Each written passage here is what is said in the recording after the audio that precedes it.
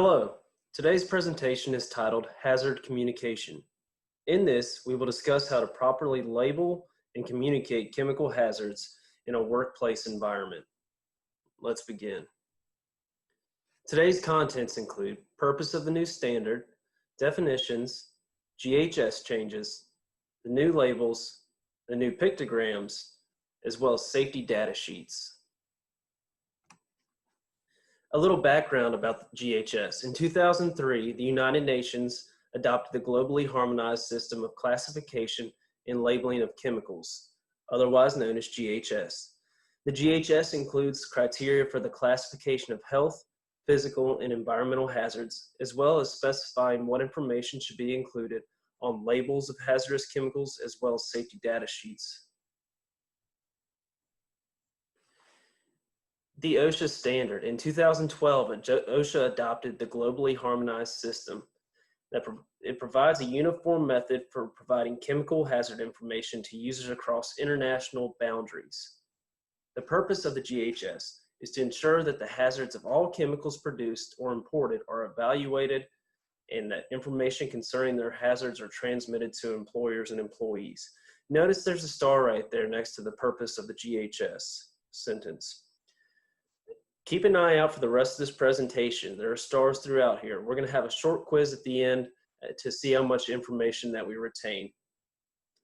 But now to give you a little bit more about why we use the GHS, let me show you a quick video.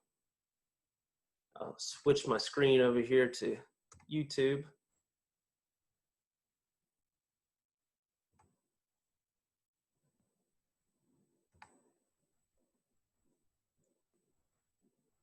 All right, let's take a look.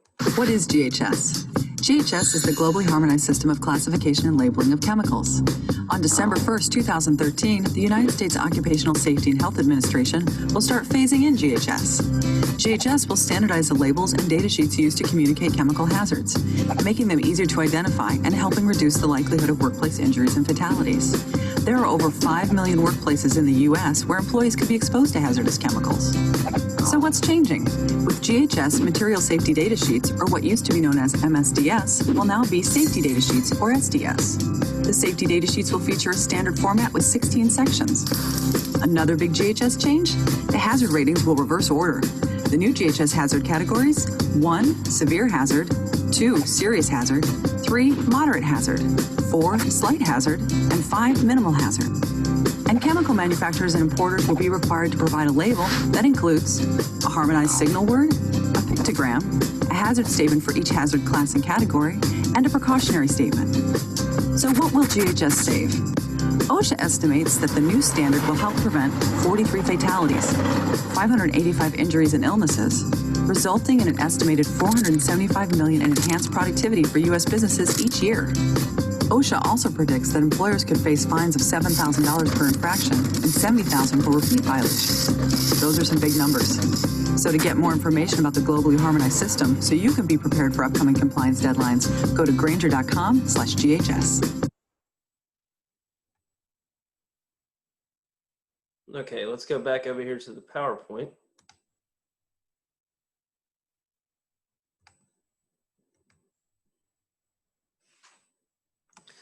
So after watching that, how are we going to implement elements of the GHS? Container labeling will now become will be more simple and uniform. Material safety data sheets no longer have the material in front of their title. They're now called safety data sheets. And it includes 16 sections, which we'll cover here shortly. Employee training needs to happen. Employees need to be trained on what's to be on the labels, the safety data sheets, and need to know the generic pictograms that are used for the GHS system.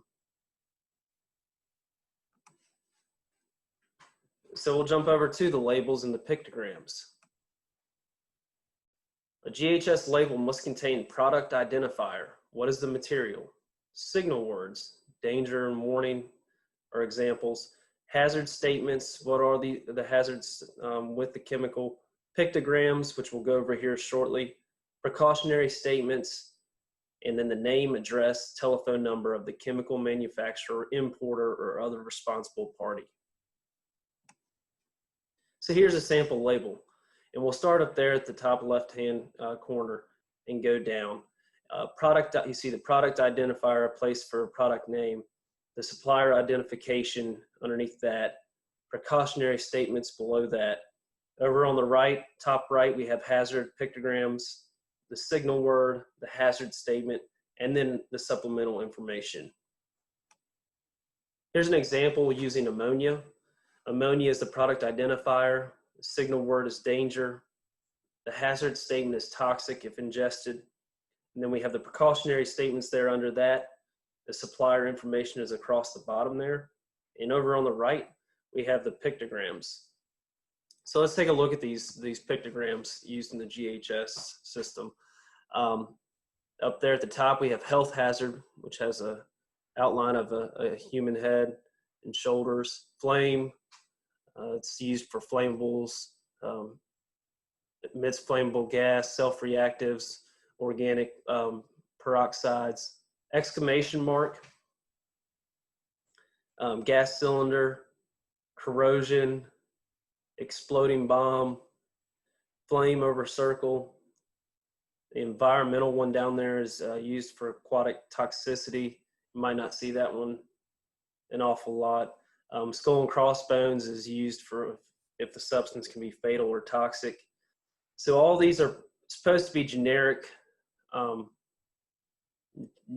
symbols that we can all relate to or relate with. So these are required on your label. Moving over into the safety data sheets. Safety data sheets need to include information such as properties of each chemical, the physical health and environmental health hazards, protective measures, safety precautions for handling, storing, and transporting the chemical. The information contained in the SDS sheets must be in English. In addition, OSHA requires that safety data sheet preparers provide specific minimum information as detailed in Appendix D. So safety data sheets, employers, again, must ensure that safety data sheets are readily accessible to employees for all hazardous chemicals in the workplace. This may be done with a few ways. Employers may keep the safety data sheets in a binder or on computers. And either way is fine as long as employees have immediate access to that information without leaving their work area. Furthermore, if employees want to designate a person responsible for obtaining and maintaining the safety data sheets, this helps keep them organized and make sure that that these are being readily available to other employees. So designating a person is another option you might want to think about.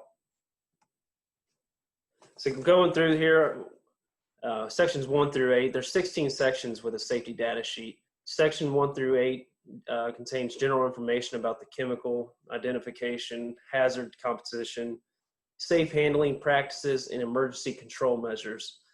The information should be helpful to those that need to get information quickly about the chemical.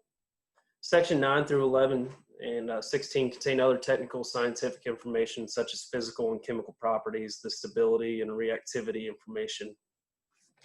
So let's go through each one of these sections briefly. I'm going to give you a brief overview of what's in each section. On the slide here, it actually goes into detail with everything included in this section. Feel free to pause this PowerPoint presentation at any time if you need to look over to see what all is in each section. The first section 1, identification. This section identifies the chemical as well as its recommended uses. It also provides the essential contact information of the supplier. Section 2, hazard identification. This section identifies the hazards of the chemical and the appropriate warning information associated with those hazards. Section 3, in this section identifies the ingredients contained in the product, including impurities, stabilizing additives. This section also includes information on substance mixtures and all chemicals where a trade secret is claimed. Section 4. This section describes the initial care that should be given by untrained responders to an individual who has been exposed to the chemical.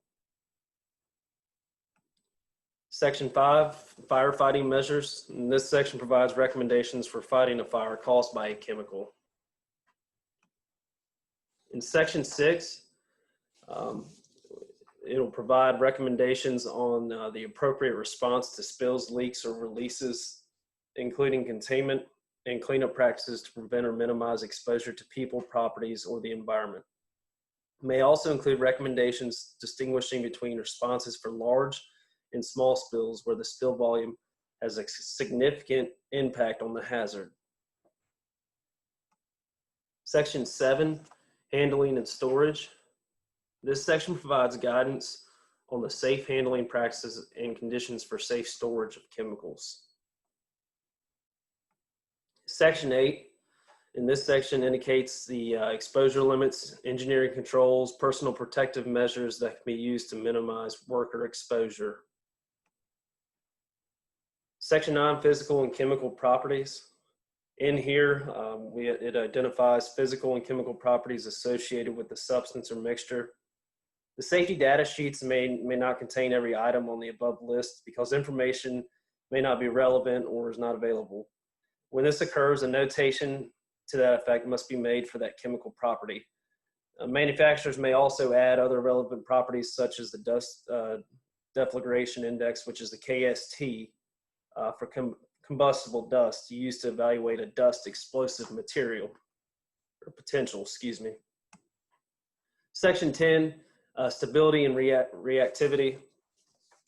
And this section describes the reactivity hazards of the chemical and the chemical stability information. This section is also broken into 3 parts: reactivity, chemical stability, and other.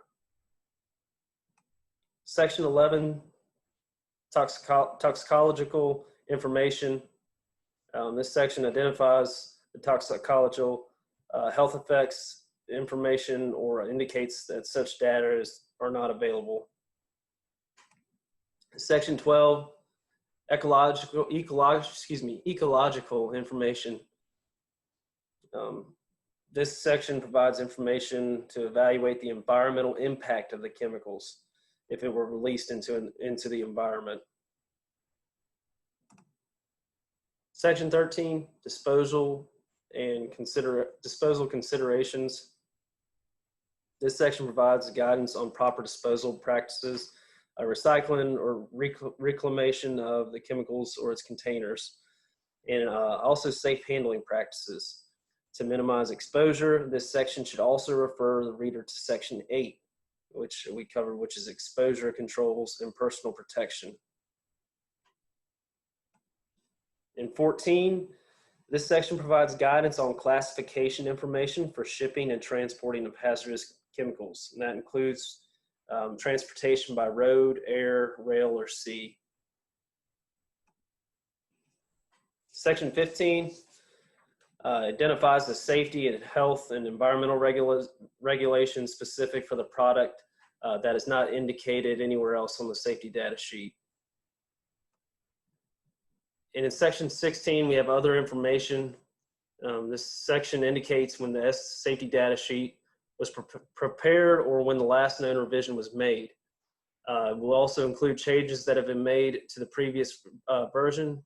You may want to contact the supplier for an explanation of the changes.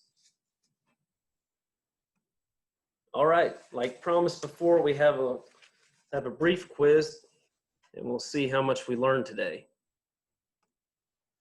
First question, what does GHS stand for? The answer, globally harmonized system. Question number 2, what is the purpose of GHS? The purpose of GHS is to ensure that the hazards of all chemicals produced or imported are evaluated, and that information concerning these hazards are transmitted to the employers and employees. Question number 3, what does SDS stand for? That's right, safety data sheets.